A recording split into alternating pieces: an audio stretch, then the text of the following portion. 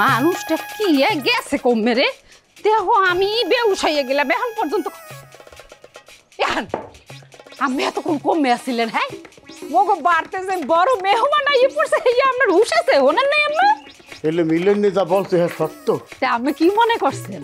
হ্যাঁ শোনেন, মগো ঘরে চান আইছে, চান আমি যে কল্পনা করি নাই হেইয়া হইছে, হেইয়া বাস্তব হইয়া গেছে। মোর পুতে এখন পরি লই আইছে, আল্লাহ যে মগো ঘরে এরকম চান দিবে হেইয়া জীবনও কল্পনা করি নাই।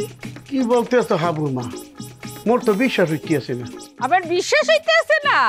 খারাপ। ও আম্মু, আম্মু গো একটু বাইরে আহো, দেখো আইছে কেডা।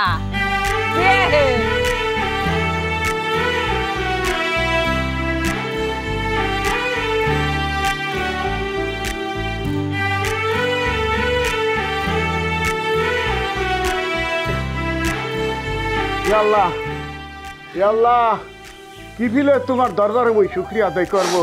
এই বাসন বই খুঁজে পাইতেছি না। আল্লাহ আল্লাহ, এই গরিবের ঘরে তুমি কি পাঠাই দিলে? এতটা বই আশা করি নাই। আল্লাহ আল্লাহ, গরিবের ঘরে তুমি হীরার টুকরা পাঠাই দিলে। আল্লাহ আল্লাহ তুমি সান পাঠাই দিছো। আল্লাহ তুমি সান পাঠাই দিছো। আল্লাহ তুমি কি পরীক্ষা নিতে আসবে আল্লাহ আমাদের।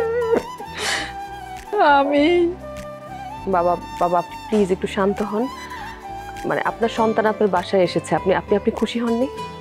দেখো মাইয়ে কি কয়। মোর কেমন লাগতে আছে আম্মা, আমি হ্যাঁ ভাষায় প্রকাশ করতে পারতেছি না। যে নিয়ামত আমার বাড়িতে আসছে হ্যাঁ মান মর্যাদা মুই রক্ষা করতে পারবো কি না, মুই একটা দ্বিধা দ্বন্দ্বের মধ্যে রয়ে গেছি। বাবা মা, আমাকে নিয়ে আপনারা একদম চিন্তা করবেন না। আমি খুব ভালো করেই জানি যে এই বাড়িটা আমার একমাত্র নিরাপদ আশ্রয়স্থল।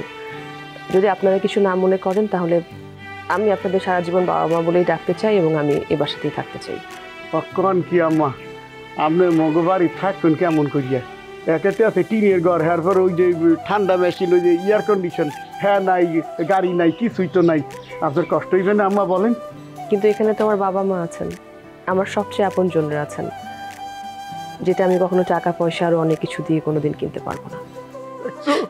কি ফিল কথা আল্লাহ আল্লাহ, মোর জানটাকে বইরে দিত, মোর পরানটা বইরে দিত। আল্লাহ মুই আর কিছু চাই না।